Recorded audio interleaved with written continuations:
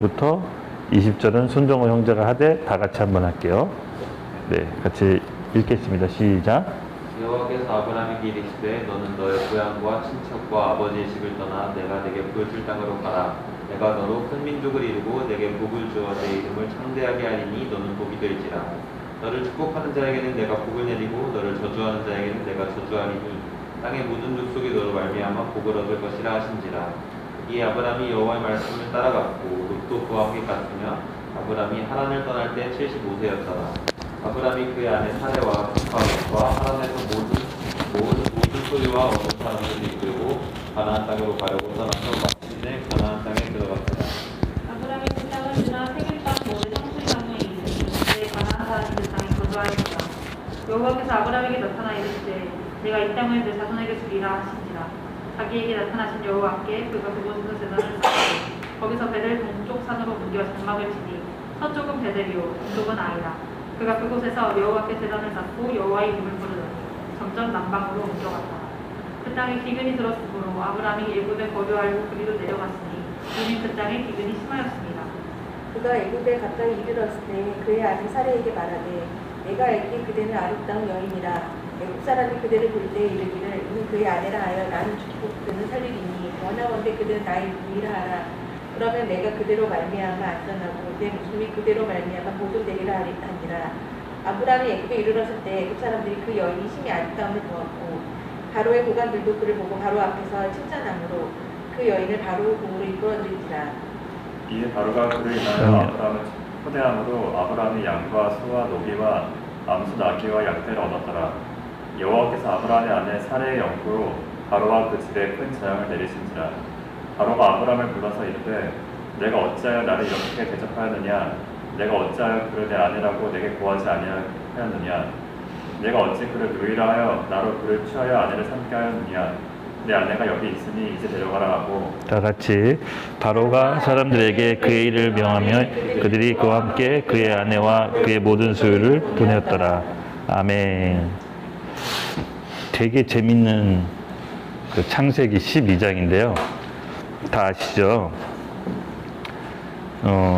여호와께서 우리 아브라함이 되기 전 아브라함이죠. 아브라함에게 이제 딱 나타나셔서 고향과 친척 아비의 집을 떠나 내게 보여줄 땅으로 가라라고 이제 명령하십니다.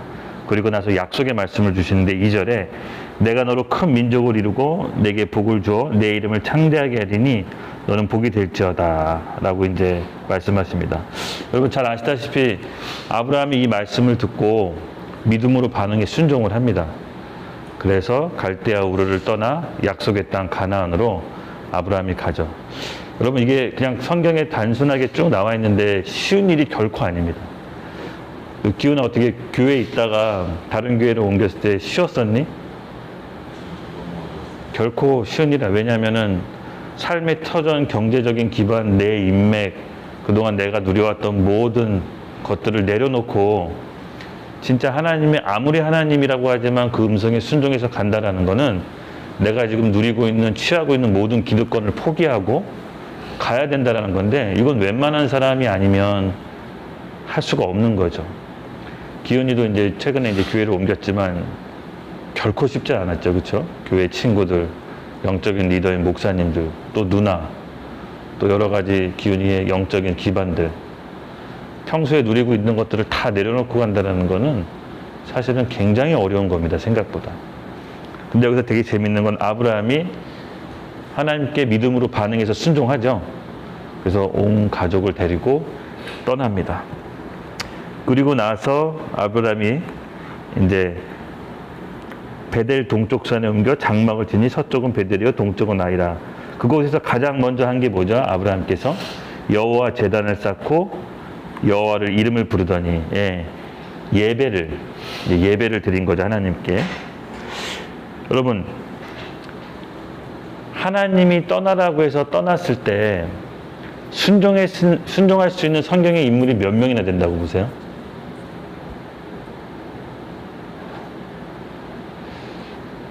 이 바로 위에 9절에 11장에 보면요.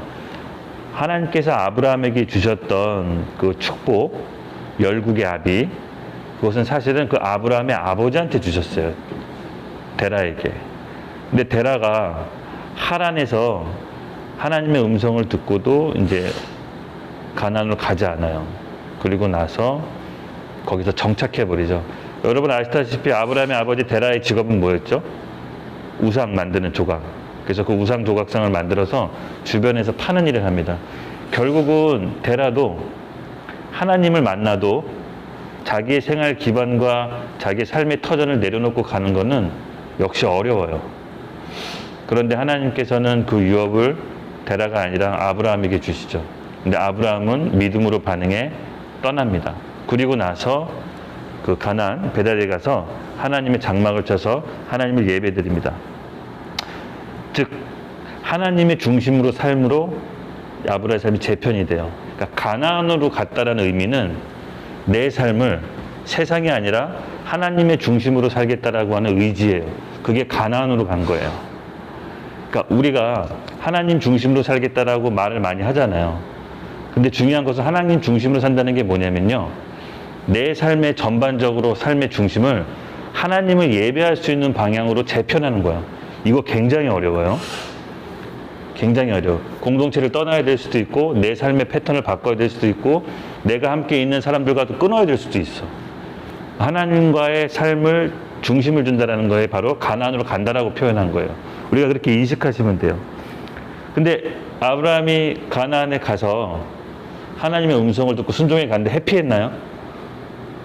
하나님의 계획 안으로 들어갔을 때 뭔가 장밋빛 적과 꿀이 흐르는 땅 원하는 인생이 펼쳐졌을까요? 이 성경에 잘 보시면 그렇지 않습니다. 하나님의 제단을 쌓고 잘 여호와 이름을 불렀는데 우리 9절에 보면은 점점 남방으로 옮겼다라고 말이 나오는데 왜 그랬는지는 구체적으로 표현하진 않아요. 근데 아브라함이 처음에 하나님이 가라고 한 땅으로 가서 하나님의 중심의 삶을 살다가 왜 그런지 모르겠는데 그 땅을 옮겨서 점점 남방으로 갔는데 그 타이밍에 기근이 들어서 애굽에 거류하고 그리로 내려갔으니 그 땅의 기근이 심하였더라. 예. 하나님의 약속의 말씀을 받고 순종해서 믿음으로 떠난 아브라함이 시간이 점차 지나자 약속의 땅에서 조금씩 벗어나더니 어느덧 그 익숙한 삶에서 벗어나서 급기야 기근이 들었을 때 경제적인 문제가 딱 들이닥쳤을 때 애굽으로 가요. 애굽으로 가는 건 뭐죠? 내 삶의 중심이 하나님이 아니라 세상으로 다시 치우쳤다라는 거예요. 그랬을 때 아브라함이 어떤 일이 벌어집니까? 인생이 꼬이기 시작합니다. 즉 여기서부터 이제 쭉 얘기가 시작되는데 그의 아내 사라가 굉장히 미인이었나 봐요. 나이가 많은데도 불구하고 사람들이 본인이 보더라도 애굽 사람들이 자기 와이프를 보면 와이프를 뺏어갈 걸 두려워해서 와이프한테 거짓말을 시켜요. 혹시 사람들이 내가 남편이라고 하지 말고 누이라고 해라. 그래야 날 죽이지 않을 거다. 그 거짓말을 시키고 본인도 거짓말하고. 여러분 여기서 중요한 건 뭐냐면요. 아브라함이 애굽으로 갔을 때 한 가지 실수한 게 있어요. 처음에 갈대아 우르에서 가나안으로 갔을 때 하나님의 음성을 듣고 하나님과 교제했었죠. 그리고 나서 이동했는데 아브라함의 애굽에 갔을 때 큰 실수는 뭐냐면요. 우리가 이 실수를 굉장히 많이 범해요. 자기가 하고 싶은 걸 하고 싶을 때는 하나님의 음성을 안 들어요. 여기서 아브라함이 애굽에 갈 때는 하나님의 음성을 듣지 않고 본인이 그냥 실행을 해. 그리고 나중에 일이 벌어져. 여기서 중요한 키포인트입니다. 우리가 신앙생활 하다가 하나님의 음성을 듣지 않을 때가 두 가지 경우가 있어요. 첫 번째, 너무 당연해서. 그러니까 하나님도 옳고 나도 옳고 이건 너무나 당연해서 굳이 하나님의 음성을 들을 필요 없고 기도할 필요 없는 거는 당연히 그냥 가면 되죠. 근데 두 번째가 문제인데 두 번째는 뭐냐면은 내가 알아요. 나의 원함과 하나님의 원함이 물어보면 하나님이 반대하시는 거 알기 때문에 그냥 가요. 그때는 묻지 않고 가요. 이 두 가지 경우 외에는 없어요. 근데 아브라함이 역시 심정은 이해 가요. 왜냐하면 가족 전체 대가족이잖아요. 이때 당시 근동지방은 가족 한두 명이 아니면 일가친척 대가족인데 그 대가족을 데리고 갔는데 경제적인 문제가 왔을 때 당장 눈앞에 있는 경제적인 문제 해결하려고 하기 때문에 일단은 기근을 피해 애굽으로 간 건 이해 가요. 근데 그중에 그럼에도 불구하고 아브라함은 하나님께 물었어야 돼요. 물었어야 돼. 근데 그렇지 않고 그냥 예부로 간 게 아브라함의 가장 큰 패착이었고, 아브라함이 거기 갔을 때 자기 와이프를 누이라고 거짓말 치고 이제 바로에게 첩으로 뺏기죠. 되게 치욕스러운 일이거든요. 남자로서는 굉장히 치욕스러운 일이죠. 그리고 솔직히 자기 와이프한테 의지해서 거짓말 치라고 얘기하는 사람은 믿음의 조산하게 보이기는 너무나 어울리지 않는, 자기가 목숨 걸고 지키고 자기가 그냥 끌려가서 죽을지언정 와이프한테 시켜가지고 자기를 살려고 위장을 친 거죠. 참 이 부분에 있어만큼은 아브라함이 전혀 아브라함 같지가 않습니다. 근데 여기서 우리가 가장 주목해야 될 건 뭐냐면요, 하나님께서 인간의 불안정함, 그리고 인간의 실수도 본인이 맺은 그 언약에 대해서는 굉장히 신실하세요. 그러니까 우리 실수와 우리의 뭔가 어떻게 보면 불안정성 때문에 하나님과 맺은 언약이 취소되거나 파기되는 게 아니라 하나님 편에 이루세요. 건들지 말라라고. 그래서 바로가 기겁하고 이제 놀랍니다. 그래서 이제 아브라함한테 불러서, 아니 너 왜 나한테 거짓말 쳤냐, 나 죽게 할 거냐. 그래서 사람들한테 이제 모욕을 주죠. 수치를. 그리고 나서 사라를 보내주는데 그냥 돌려보내주지 않고, 여러분 잘 아시죠? 엄청난 소유물과 함께 바로가 사라와 함께 아브라함에게 돌려보냅니다. 바로 이것이 하나님께서 인간을 향한 진짜 진명목인데, 하나님께서는 본인의 약속과 말씀을 성취하실 때 우리의 어떤 됨됨이를 보고 성취하시는 게 아니라 본인이 약속한 그 언약을 끝까지 신실하게 지켜요. 설사 우리가 실수하고 불안정할 때 할지라도. 또 여러분 잘 생각해 보세요. 우리 한 사람 한 사람이 특별한 이유가 뭐 때문에 그렇죠?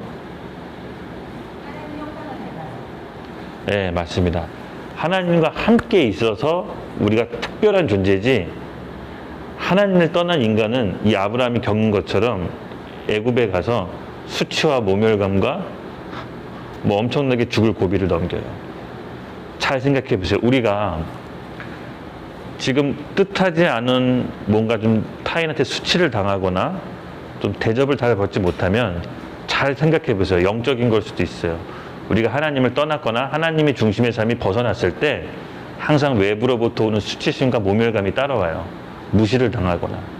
근데 우리가 특별하고 존귀함 받을 수 있는 거는 우리 마음 가운데 중심에 하나님의 중심으로 삶은 최우선순위의 삶을 살면 이상하게 보호하심과 호의가 베풀어져요.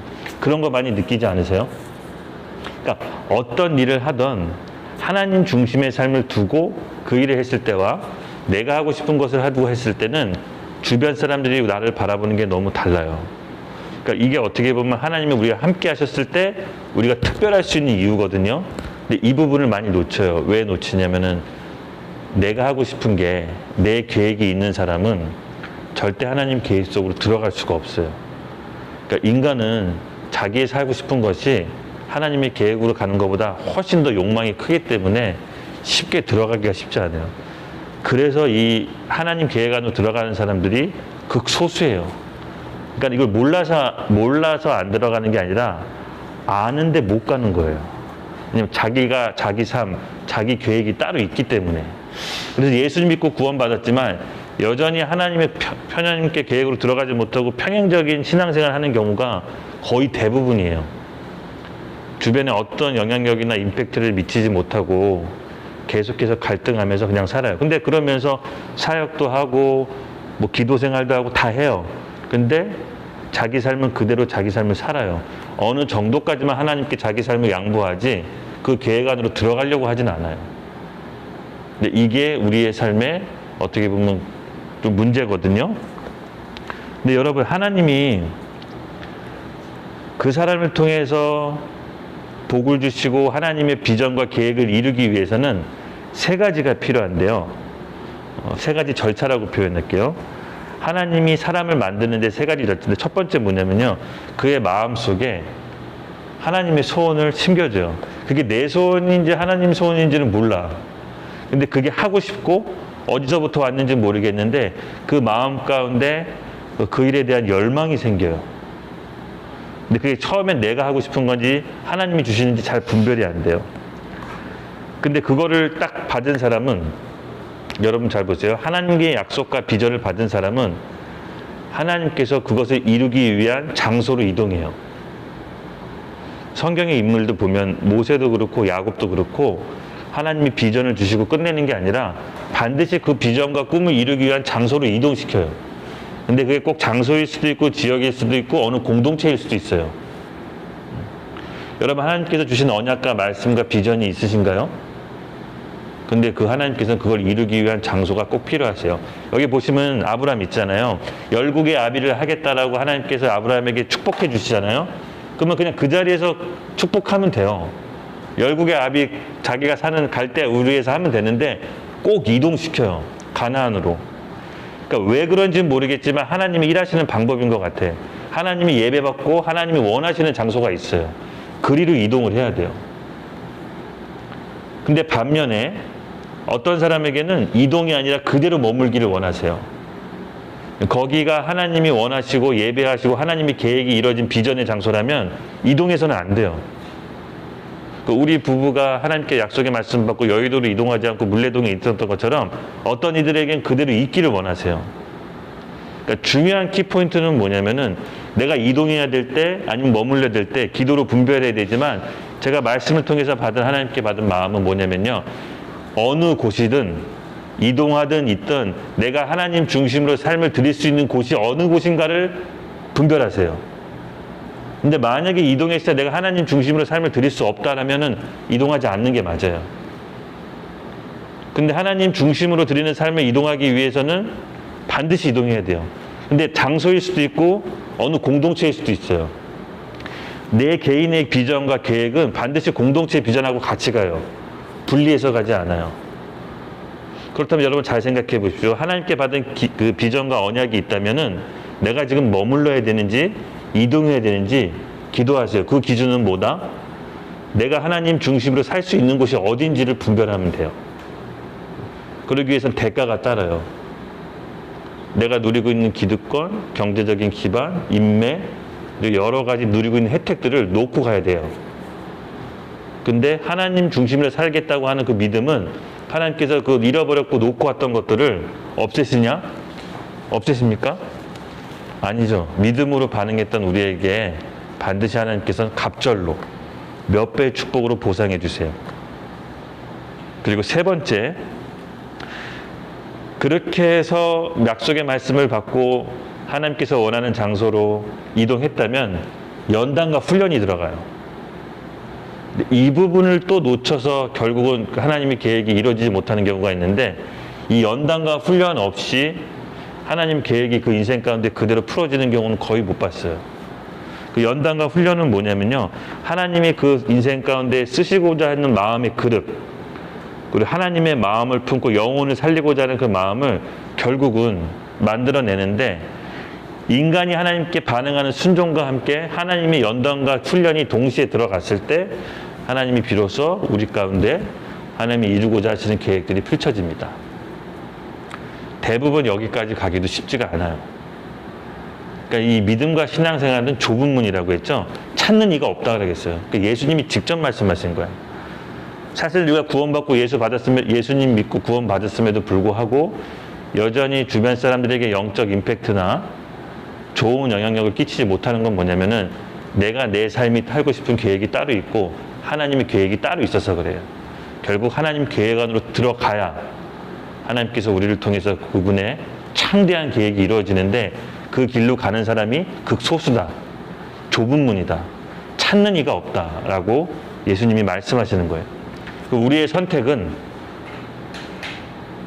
두 가지예요. 사실은 구원은 하나님의 비밀에 속해 있어서 뭐라고 말 못하겠어요. 개인의 마음이 있기 때문에.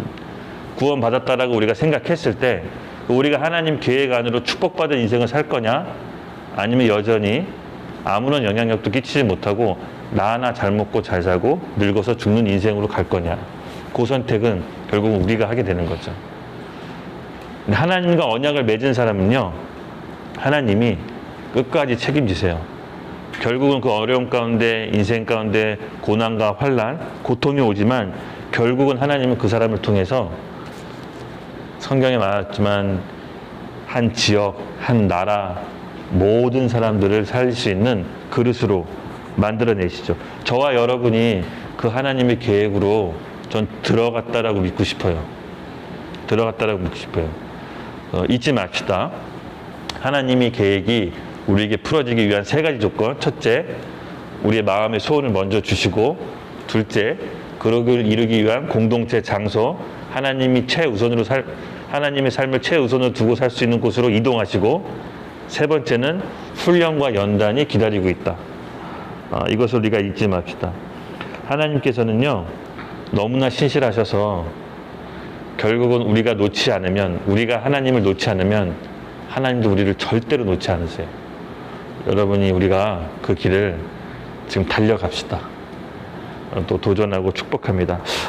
기도하고 마칠게요. 우리 제가 좀 축복해 주면서 기도하고 싶은데, 오늘 들었던 메시지를 잘 참고해서 집에서 한번 나는 어떤 위치에 지금 있나, 나는 하나님께서 어떤 길을 가기를 원하나, 나는 하나님께서 지금 내가 속해 있는 어떤 공동체나 지역이 있다면 나오기를 원하시고 가기를 원하시고 아니면 그대로 지키기를 원하나, 내가 하나님을 최우선으로 두는 삶을 살기 위해 어느 곳이 나에게 좋은가, 믿음으로 반응하며 나아갈 수 있도록 우리에게 용기와 힘을 달라고 같이 기도합시다.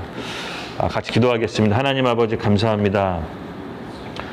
오늘 창세기 말씀을 통해서 주님께서 우리 각자에게 주신 메시지를 붙잡기 원합니다.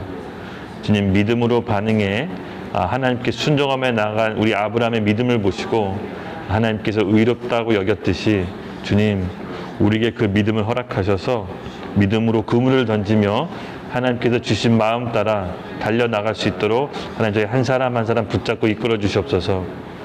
주님께서 계획하신 그 그림대로 그 계획 안으로 우리가 들어가게 해 주시옵소서. 하나님, 이 땅을 살아가는 동안 하나님께서 예비하신 축복을 하나도 놓치지 말고 다 받고 갈 수 있도록 하나님 우리를 지켜주시고 이끌어 주시옵소서. 주님 감사합니다.